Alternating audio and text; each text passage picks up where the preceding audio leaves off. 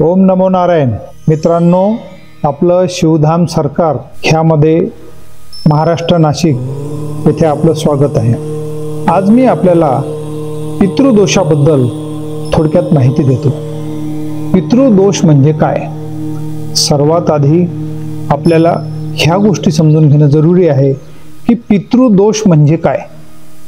मित्रांनो, ज्यावेळेस आपले पूर्वज स्वर्गवासी होतात त्यावेळेला त्यांच्या मनाची जी अवस्था असते की ते रोगीदुखी आहेत काय, किंवा त्यांच्या मनाप्रमाणे त्यांच्या आयुष्यामध्ये काही त्यांना जे प्राप्त करायचं ते मिळत नाही, किंवा घरातील मंडळीपासून ते काही दुखी होते काय, किंवा एखाद्याने काही ह्या प्रपंचाच्या व्यापामधून कुणी एखाद्याने आत्महत्या केली काय, किंवा दुखी होऊन ते गेलेत काय.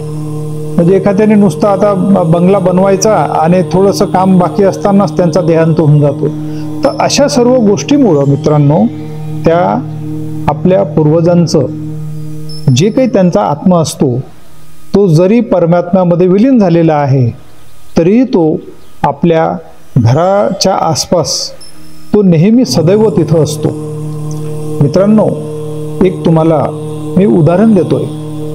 जसं अनादी कालापासून पावसाळा हा ऋतू येतो आणि पावसामध्ये जे पाणी पडतं ते अनादी कालापासून तेच ते पाणी पडतंय.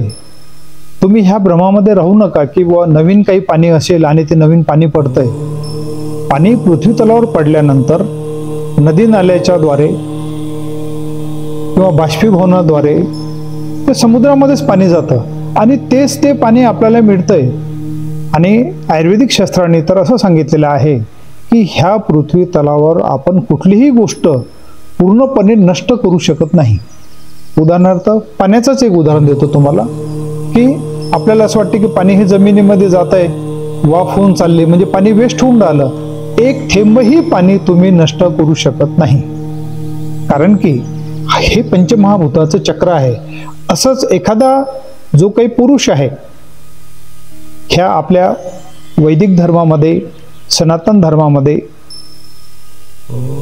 पुनरुपी जन्म आणि पुनरुप मरण हे जे काही क्रिया आहे ही क्रिया आपल्याला सांगितलेली आहे आणि ते खरोखर आहे.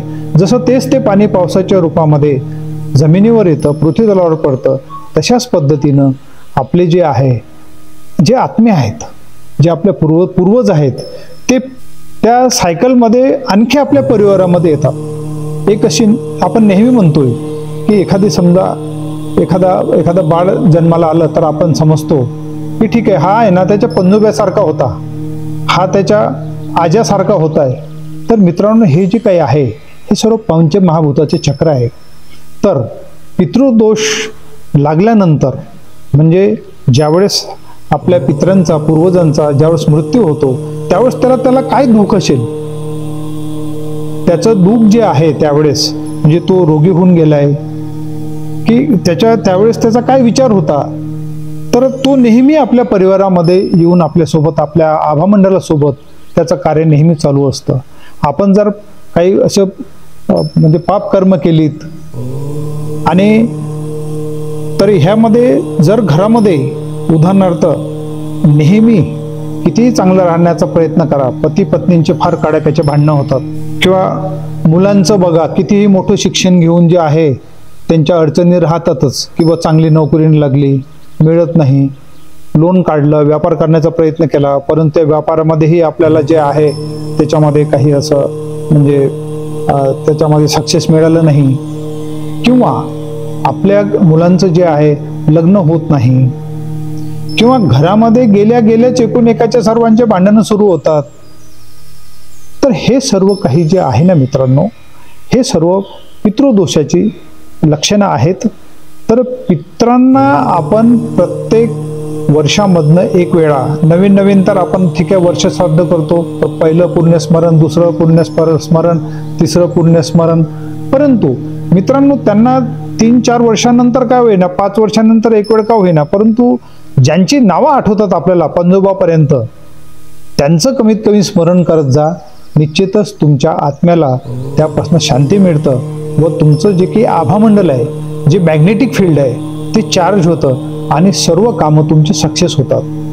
तर ह्यामध्ये मित्रांनो, घरगुती तुम्हाला जर काही उपाय करायचा असेल तर तुम्ही काय करायचं, कुठल्याही गुरुवारला किंवा कुठल्याही दिवशी ज्या दिवशी तुम्हाला योग्य वाटतं त्या दिवशी तुम्ही दक्षिणेच्या साईडला घरामध्ये जर नुसता तुपाचा किंवा तेलाचा दिवा लावला आणि शांत एकचित्ताने जर तुम्ही त्यांचं स्मरण केलंय, तुमच्या पूर्वजांचं स्मरण केलंय, जे आठवतात त्यांचंच, तर निश्चितच तुमच्या घरामधले बरेचसे दोष निघून जातात. आणि दुसरं असं की आपण जर त्यांचं विधिवत पूजन केलं, आता एवढं मोठं म्हणजे हे पूजन करत असताना तुम्ही मंत्रोच्चार काय करता ह्याला पण फार महत्त्व आहे. त्या मंत्रांचा तुमच्या शरीरावर होणारा प्रभाव आणि ह्या भूतामध्ये त्यांची झालेली गर्जना हे फार महत्त्वाचं कार्य करतंय मित्रांनो. तर आमच्या शिवधाम सरकार आश्रमामध्ये आपल्याला प्रत्येक गुरुवारला जर तुम्ही नंबर लावला तर आमच्या वेबसाईटवर जाऊन पण आमची जी वेबसाईट आहे www.shivdhamsarkar.com ह्यावर जाऊन आपण पूर्णपणे अद्भुत माहिती घेऊ शकता. तिथं तुम्ही तुमची पावती फाडू शकता आणि एक simple no loss no benefit ह्या तत्वावर आम्ही 3,500 रुपये पूर्ण परिवाराची होम हवनला बसून त्यांची पितृशांती आम्ही करतोय. जर आपल्याला असं वाटलं तर आमचा हा शिवधाम सरकार नाशिक महाराष्ट्र येथे स्थित आहे. आपण इथं नंबर लावू शकता, खाली दिलेले फोन नंबर आहेत त्यावर फोन नंबरवर पण आपण माहिती घेऊ शकता व आपले नंबर लावू शकता. तर ह्या पितृदोषाबद्दल ह्याला आपण आस्तिक आहात नास्तिक आहात याच्याशी काही संबंध नाही आहे. काय आपल्याला शांततेचं, सुखी, दीर्घायू आणि आनंदी जीवन जगायचं असेल तर मित्रांनो, जे हजारो वर्षापूर्वी ज्या आपल्या वेदांमध्ये जी काही आपल्या ह्या पितृदोषांबद्दल सांगितलेलं आहे त्याचं पूजन करणं फारच जरुरी असतं. तर हे स्मरण प्रत्येक 3 वर्ष, 7 वर्ष आणि 21 वर्ष असं 3 वेळा आपल्या आयुष्यामध्ये करणं हे आपल्या वेदांमध्ये सांगितलेलं आहे. तरी ह्या सर्वाची सुविधा आपण आपल्या शिवधाम सरकारमध्ये केलेली आहे. तर आपण त्याचा लाभ घ्यावा. ओम नमो नारायण.